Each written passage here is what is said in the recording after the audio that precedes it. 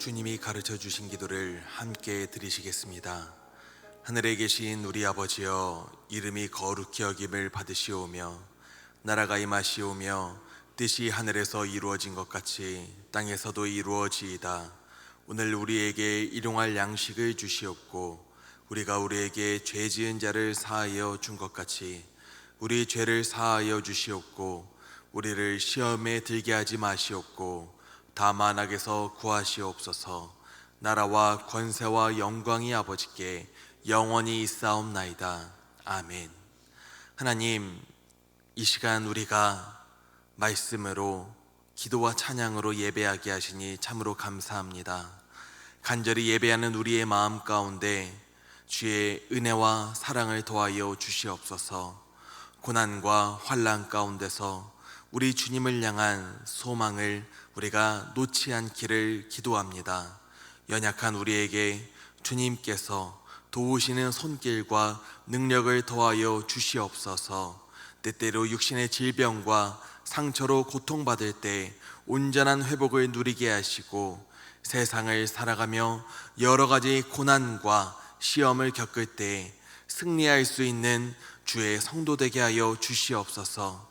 나를 위하여 십자가 지신 우리 예수님만이 가장 큰 복이고 가장 큰 은혜임을 믿고 바라보게 하여 주시옵소서. 주님의 사랑으로 오늘을 행복 가운데 살기를 원합니다. 그리고 우리가 한 영혼을 간절히 사랑함으로 말미암아 또한 그 사랑과 행복을 우리가 속한 가정과 우리의 이웃들에게 전하게 하여 주시옵소서. 우리가 아는 모두가 구원받는 주님의 자녀 되게 하시고 함께 하나님 나라의 백성으로 살아가게 하여 주시옵소서. 주님, 1000번째 예물과 감사 예물을 주님 앞에 올려드립니다. 예물과 함께 우리의 간절한 기도의 제목과 소망을 또한 주님 앞에 올려드리오니 주님 받아주셔서 주님 영광 위하여 귀하게 사용하여 주시옵소서. 간절한 기도 가운데 주의 응답을 더하여 주시옵소서. 예수님의 이름으로 간절히 기도 올려드립니다. 아멘. 이 시간 찬송가 160장, 찬송가 160장 무덤에 머물러 함께 찬송하도록 하겠습니다. 무덤에 머물러 예수 내 구주 새벽 기다렸네. 예수 내 주 원수를 다 이기고 무덤에서 살아나셨네. 어둠을 이기시고 나와서 성도와 함께 길이 다스리시네. 사셨네. 예수 다시 사셨네. 헛되이 지키네. 예수 내 구주 헛되이 봉하네. 예수 내 주 원수를 다 이기고 무덤에서 살아나셨네. 어둠을 이기시고 나와서 성도와 함께 길이 다스리시네. 사셨네. 예수 다시 사셨네. 거기 못 가두네. 예수 내 구주 우리를 살리네. 예수 내 주 원수를 다 이기고 무덤에서 살아나셨네. 어둠을 이기시고 나와서 성도와 함께 길이 다스리시네. 사셨네 사셨네. 예수 다시 사션. 거기 못 가두네. 거기 못 가두네. 예수 내 구주 우리를 살리네. 예수 내 주 원수를 다 이기고 무덤에서 살아나셨네. 어둠을 이기시고 나와서 성도와 함께 길이 다스리시네. 사셨네 사셨네. 예수 다시 사셨네. 아멘. 하나님의 말씀은 요한복음 20장 4절에서 9절 말씀입니다. 요한복음 20장 4절에서 9절의 말씀, 신약성경 182면입니다. 요한복음 20장 4절에서 9절의 말씀을 함께 봉독합니다. 둘이 같이 다름질하더니 그 다른 제자가 베드로보다 더 빨리 달려가서 먼저 무덤에 이르러 구부려 세마포 놓인 것을 보았으나 들어가지는 아니하였더니 시몬 베드로는 따라와서 무덤에 들어가 보니 세마포가 놓였고 또 머리를 쌌던 수건은 세마포와 함께 놓이지 않고 딴 곳에 쌌던 대로 놓여 있더라.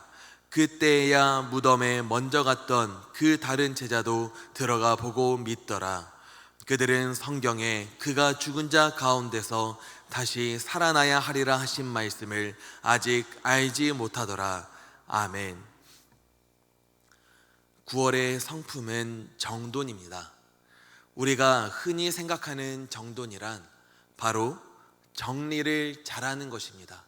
그래서 우리가 정돈이라고 하는 말을 할 때는 정돈이라는 말만 하지 않고 정리정돈 이렇게 말을 함께 붙여서 사용하고는 합니다. 정리 전문가라고 하는 분이 있는데 그 정희숙 씨라고 하는 정리 전문가께서는 정리란 불필요한 것을 버리는 것이 정리고 정돈이란 원래 있어야 할 자리나 상태로 만들어서 사용하기 편리하게 만들어 놓는 것을 정돈이라고 합니다. 잘 버리고 잘 분류해서 수납해 놓는 것을 정리정돈이라고 하는 것이죠. 그분은 이 정리정돈을 잘 하지 못하면 돈이 없어진다고 합니다. 지금 당장 나에게 필요한 것이 있는데 정리정돈을 잘 못해서 어디에 있는지를 잊어버리니까 새로 물건을 구입하게 되니 돈이 낭비되게 된다고 합니다.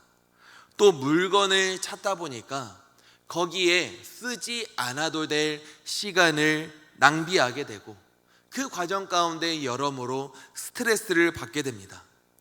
이는 사람들과의 관계에까지 적용할 수 있다고 합니다.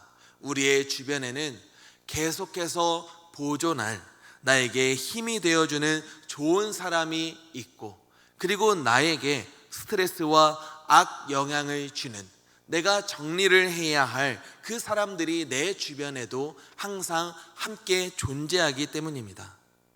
그래서 이 정리정돈이 좋다는 것은 알겠는데 이것이 도대체 신앙과 어떠한 연관이 있을까? 주님께서 정말 정돈의 성품을 가지고 사셨을까? 이거를 어떻게 전할 수 있을까라는 것을 많이 고민을 했습니다.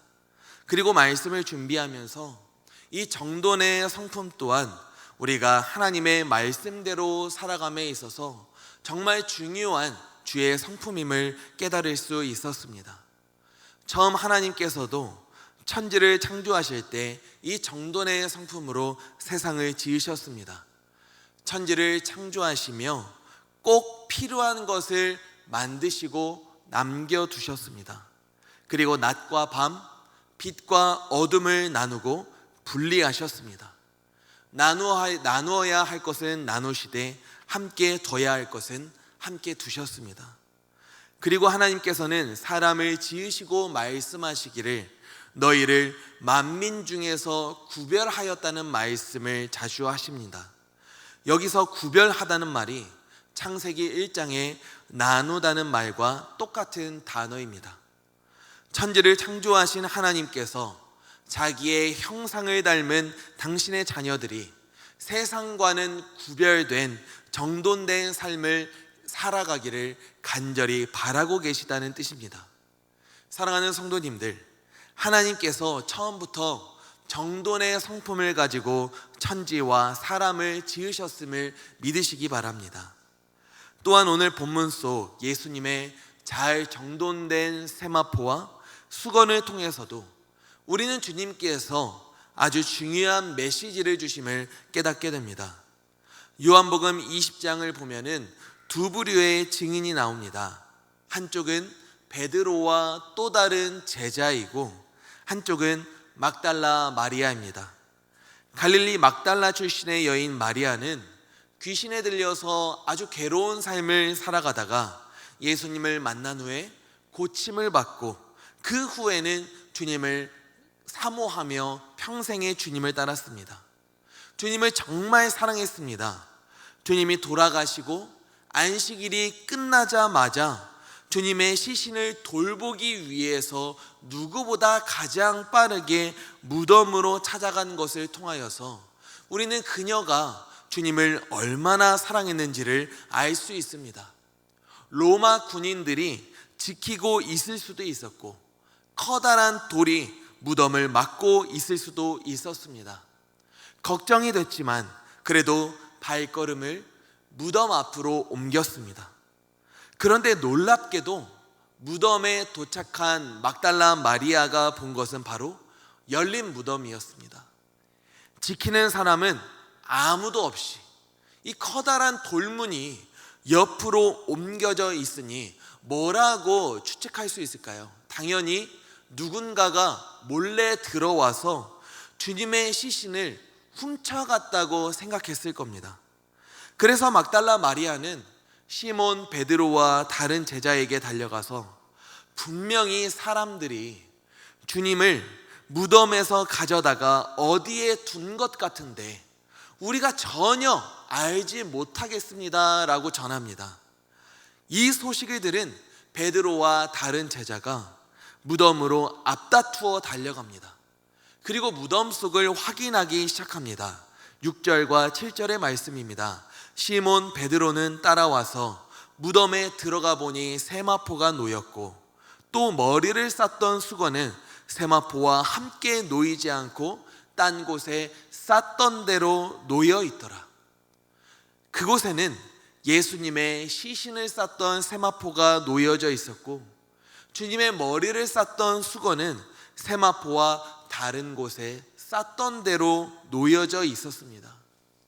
여기에서 놓였다라는 말은 아무렇게나 놓인 상태가 아니라 정돈되어 놓여 있음을 뜻하는 동사입니다. 이 말씀에서 우리는 두 가지 특별한 점을 발견하게 되는데, 먼저는 주님의 머리를 쌌던 수건이 세마포와 함께 놓이지 않고 딴 곳에 놓여져 있었다는 겁니다. 당시 유대 장례법에 의하면 사람이 죽었을 때 시신은 세마포로 동여 싸고 그곳에 향유와 기름을 부었습니다. 그렇기에 머리를 쌌던 수건이 세마포와 함께 놓이지 않았다는 것은 우리가 주님께서 세마포에서 빠져나오시고 머리를 쌌던 수건을 따로 정리해서 벗어 놓았음을 생각하게 만들어줍니다. 둘째는 쌌던 대로 잘 개켜 놓았다는 겁니다. 만약 누군가가 주님의 시신을 훔쳐간 것이라면 이 세마포와 수건이 가지런히 정돈되어 있을 필요가 전혀 없습니다. 도둑 맞은 집의 현장을 한번 생각해 보셨으면 좋겠습니다. 도둑 맞은 현장은 지저분해야 정상입니다.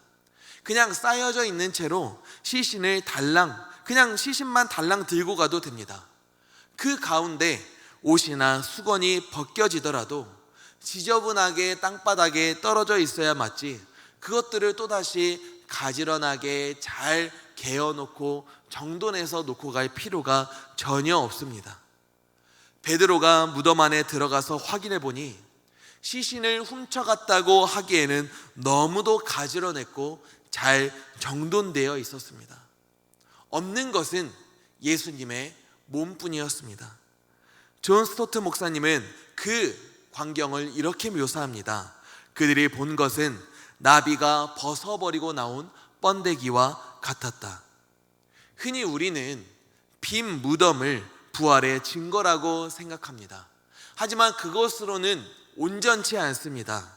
누군가가 시신을 훔쳐가도 무덤은 빈 무덤이 되기 때문입니다.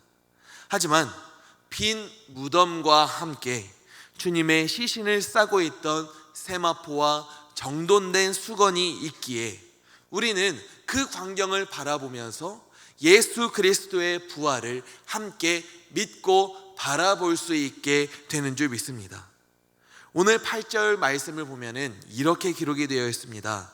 그때야 무덤에 먼저 갔던 그 다른 제자도 들어가 보고 믿더라. 다른 제자 또한 베드로를 따라 빈 무덤에 들어가서 세마포와 수건을 보았을 때 두려움 대신 보고 믿는 마음을 갖게 되었습니다. 무엇을 믿는 마음입니까? 바로 9절에 주님이 죽은 자 가운데서 다시 살아나야 하리라 하신 말씀입니다. 예수님께서는 우리의 죄를 대신 지시고 십자가에 못 박혀 죽으셔서 3일 만에 다시 살아날 것을 말씀하셨습니다. 그리고 주님께서는 실제로 부활하셔서 부활의 첫 열매가 되셨습니다. 이 잘 정돈된 세마포와 수건은 부활하신 주님의 손길을 의미합니다. 그리고 이는 주님께서 부활하셨다는 증거가 되었습니다. 성경은 하나님의 능력과 신성이 그가 만드신 만물에 분명히 보여 알게 된다고 말합니다. 이 땅 모든 만물에는 창조하신 하나님의 손길이 구석구석 담겨져 있다는 뜻입니다.